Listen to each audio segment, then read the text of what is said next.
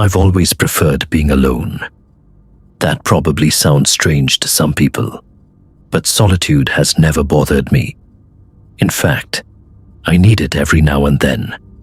A few days away from people, away from traffic, away from phones constantly buzzing in my pocket. Just me, the mountains, and silence. That's why, every year, I take at least one trip into the Appalachian Mountains. Usually, I rent the same cabin in western North Carolina.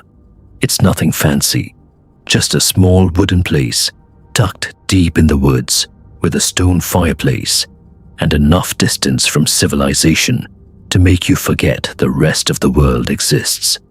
But 3 years ago, that cabin wasn't available. The owner was doing renovations after a storm had damaged part of the roof. He apologized and offered a refund. But by then, I'd already taken time off work. I wasn't about to spend my vacation sitting at home, so I found another cabin. Looking back, I wish I hadn't. The listing looked perfect, remote, private, 2 stories, surrounded by dense forest. The nearest town was over 30 minutes away, exactly what I wanted. The reviews were glowing. People described it as peaceful, quiet, and perfect for disconnecting. The owner seemed friendly too. We exchanged a few messages, and everything felt normal. Honestly, if there had been any red flags, I would have cancelled immediately. But there weren't, at least none that I noticed. The drive into the mountains took most of the day. As the roads became narrower and the trees thicker, I felt that familiar excitement building. You know that feeling when you're finally escaping everyday life? That's what it felt like. The last few miles were on a gravel road that twisted through endless forest. No houses, no businesses, no signs of people, just mountains. Eventually, I spotted the cabin sitting alone near the edge of a clearing. The first thing I noticed was how isolated it felt. Not peaceful, isolated. Different. Like it had been forgotten. The structure itself looked fine. Maybe a little older than the photos suggested, but nothing alarming. I unloaded my bags, started a fire in the fireplace, and spent the rest of the afternoon exploring nearby trails. By sunset, I was exhausted, the kind of exhaustion that feels earned. I cooked dinner, settled onto the couch, and listened to the wind moving through the trees outside. For a while, everything was perfect. Then I fell asleep. I don't know how long I was out. Maybe an hour, maybe 2, but something woke me. At first, I thought I was dreaming. I heard a phone ringing. Not my phone. A different ringtone. Sharp, old-fashioned. The kind you'd hear on a cheap flip phone. It rang 3 times. Stopped. Then silence. I sat up immediately. The cabin was dark, except for the glow of dying embers in the fireplace. I checked my phone. No notifications. No missed calls. Nothing. For a few minutes, I searched the downstairs area, the kitchen, the bathroom, the living room. Nothing. Eventually, I convinced myself it had been part of a dream. Weird, but harmless. So I went upstairs and went to bed. The next morning, I woke up feeling surprisingly rested. Sunlight streamed through the bedroom window. Birds chirped outside. For a moment, I forgot about the ringing entirely. Then I noticed something. The bedroom door was open. I always sleep with doors closed. Always. It's a habit I've had since childhood.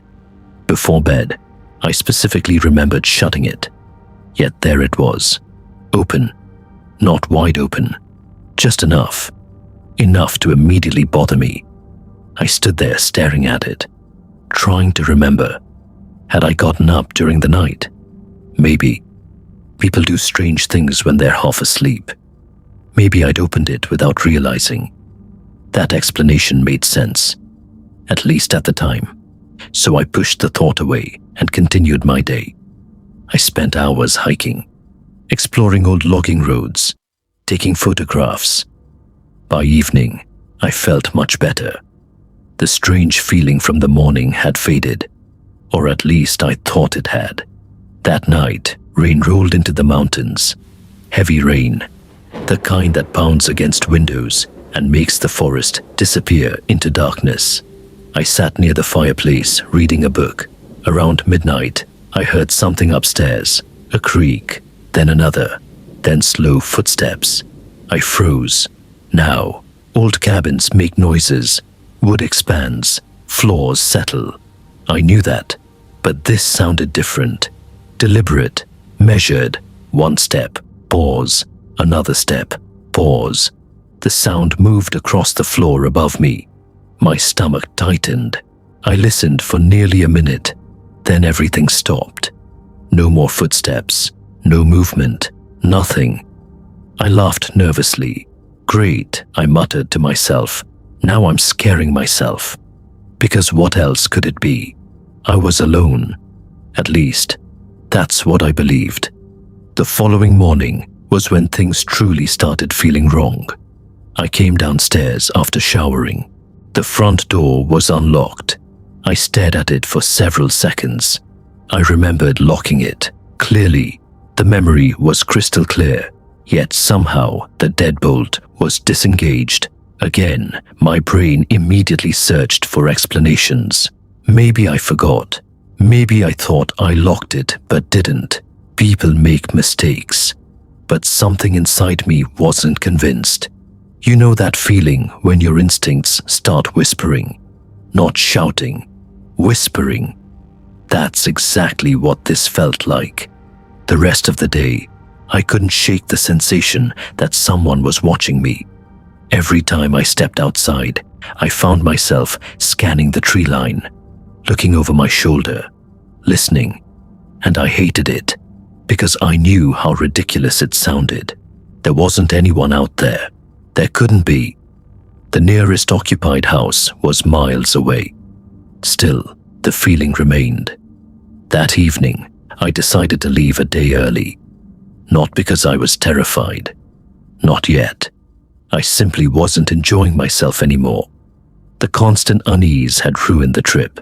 I planned to pack in the morning and head home. Problem solved. Then came the final night. The night I'll never forget. Around 2 a.m, I woke suddenly. No dream, no sound, just awake. For a few seconds, I lay there staring into darkness. Then I heard breathing. Not mine, someone else's. Very faint, very close.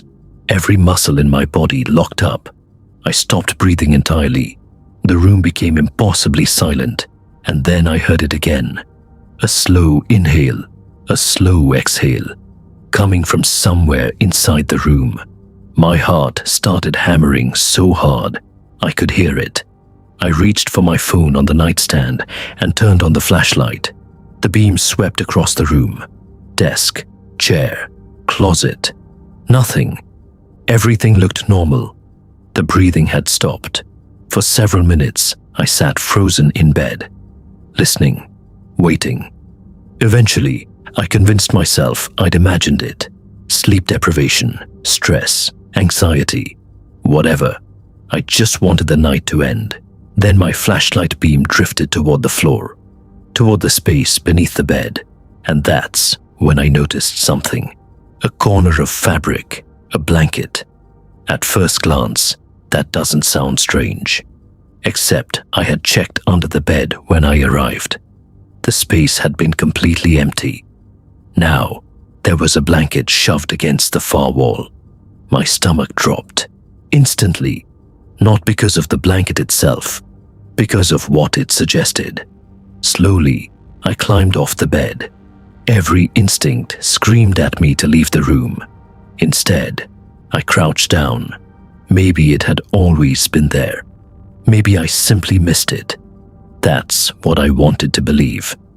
I lowered myself further and looked underneath. The blanket wasn't folded. It wasn't stored. It looked used, compressed, wrinkled, like someone had been lying on it.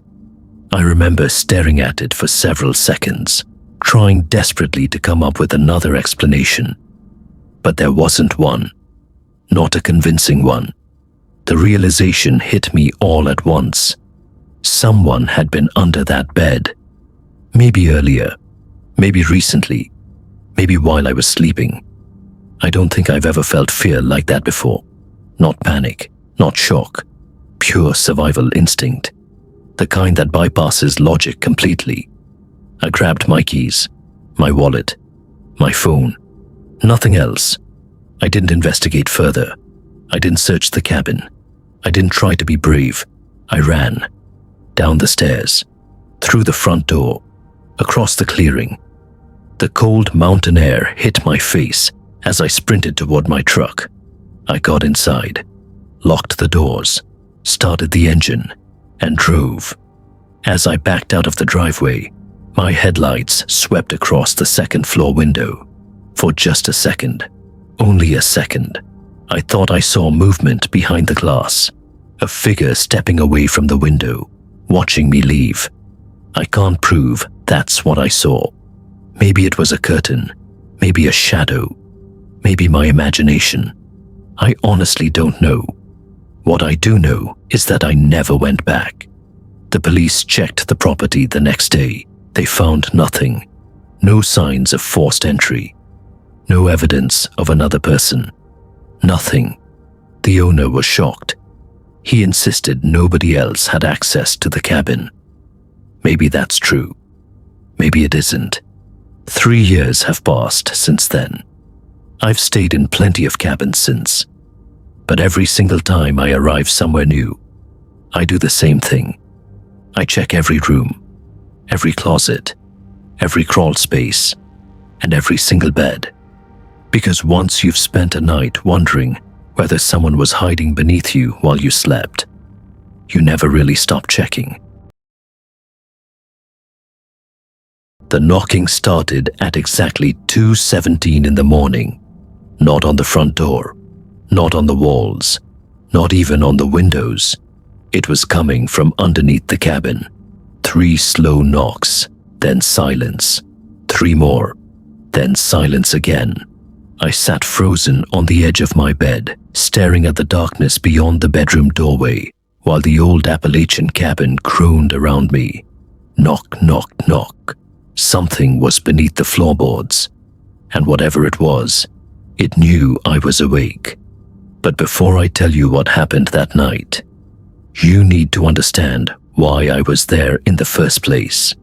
Because if I hadn't ignored every warning the locals gave me, none of this would have happened. And trust me, by sunrise, I wished I had listened. 3 months earlier, I was burned out. You know that feeling when life just keeps throwing emails, phone calls, bills, and stress at you until your brain feels like a browser with 50 tabs open. Yeah, that was me.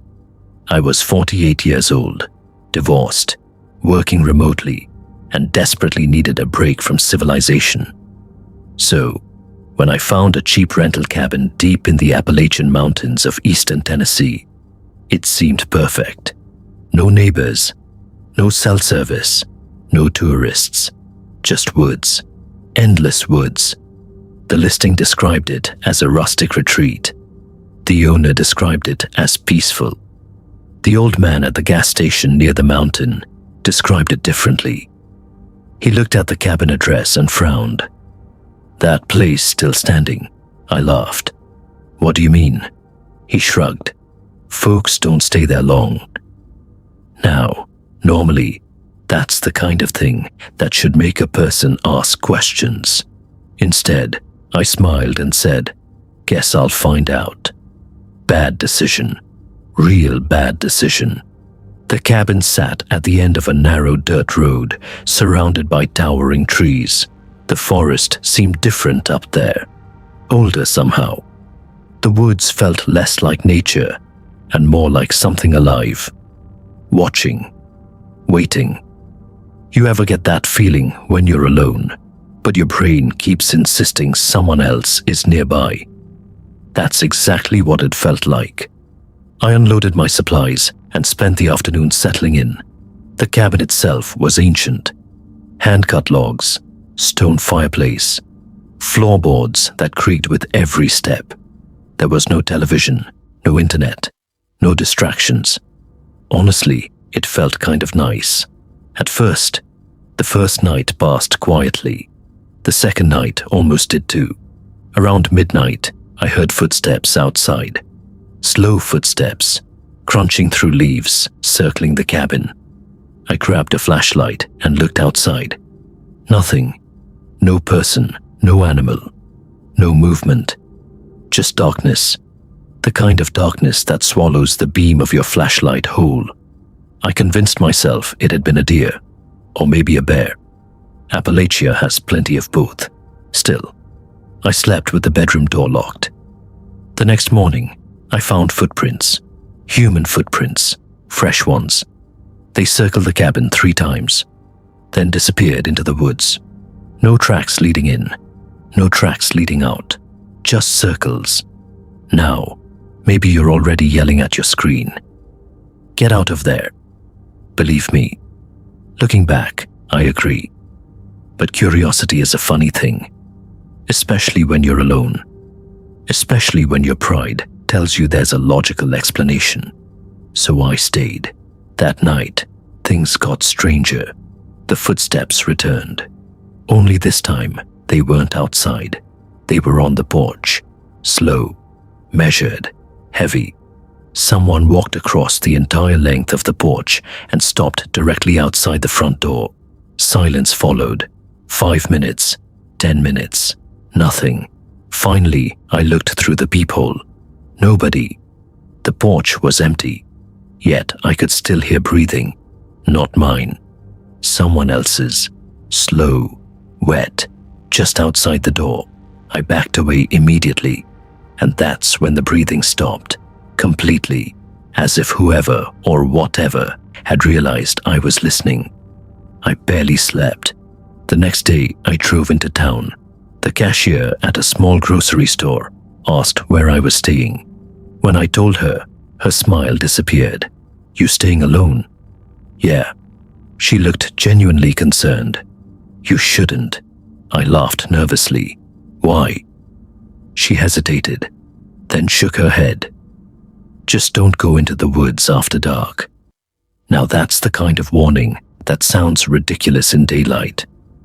But at 3 a.m, different story. Very different. The 4th night brought the first scream. It happened around 1 a.m. A woman screamed somewhere deep in the forest. Not a short scream. Not a startled scream. A terrified scream. The kind that raises every hair on your body. I jumped out of bed and listened. The scream came again, closer, then silence. My first instinct was to call for help. No signal, nothing. I grabbed a flashlight and stepped onto the porch. The woods stood motionless, silent. Then, from somewhere between the trees, a voice called out. Help me, a woman's voice. Weak, distant. Please. Every horror movie ever made suddenly played in my head, and for once, I made the smart choice. I stayed exactly where I was, because something about that voice felt wrong. Not human, almost rehearsed, like someone pretending to sound afraid. The voice called again, this time from a completely different direction. That's when I went back inside and locked every door. The following evening, I discovered something hidden beneath the cabin, a trapdoor, old, weathered, nearly invisible beneath a rug.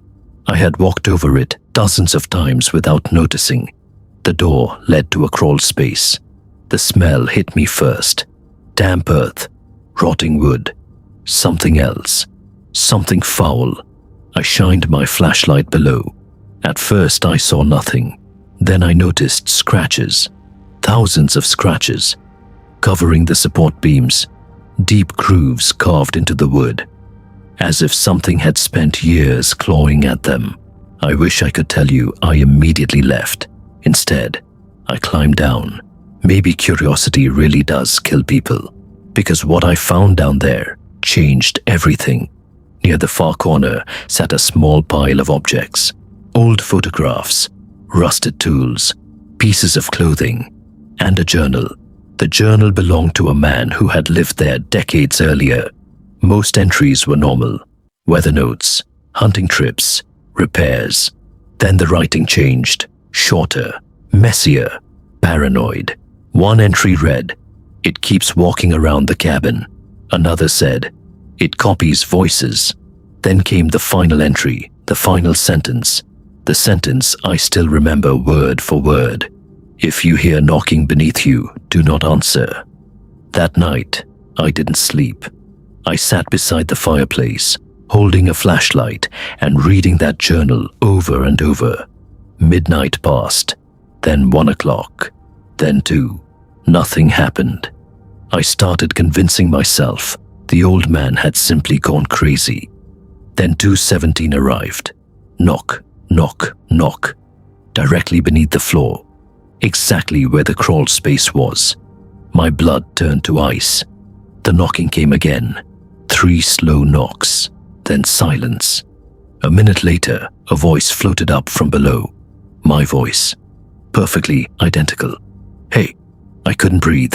Another pause. Then my voice again. "Come down here." The sound came from beneath the cabin. Not outside. Not in my head. Beneath me. I sat frozen. Every instinct screamed not to move. Then the voice changed. It became my ex-wife's voice. Then my mother's. Then the terrified woman from the woods. Each one begging for help. Each one coming from under the floorboards. And then something started crawling. I heard movement beneath the cabin. Slow scraping sounds. Moving from one side to the other. Circling. Just like those footprints. The thing underneath knew exactly where I was standing. Because every time I moved, it moved too. Following me. Tracking me. Waiting. I lasted until dawn. The second sunlight touched the trees. I packed my truck. No breakfast, no coffee, no hesitation. I was leaving. As I loaded the final bag, I noticed something carved into the porch railing. Words I had somehow missed before. They were old, deeply etched, and there was only one sentence. It read, "It wants you to answer." I drove away immediately. Halfway down the mountain road, I looked in my rearview mirror.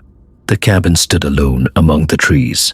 For a moment, I thought I saw someone standing on the porch, watching me leave. Tall, motionless, impossible to identify from that distance. Then I rounded a curve, and the cabin disappeared. I've never gone back, never wanted to. But here's the part that still keeps me awake. 2 weeks later, the cabin rental listing vanished completely. No explanation, no contact information, nothing, as if it had never existed. I spent months searching property records and maps. I couldn't find any trace of it, not one. And sometimes, late at night, I think about that final journal entry, the one warning that probably saved my life.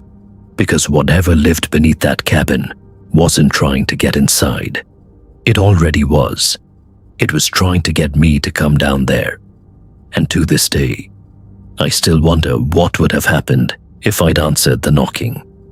Honestly, I don't think I'd be here to tell this story.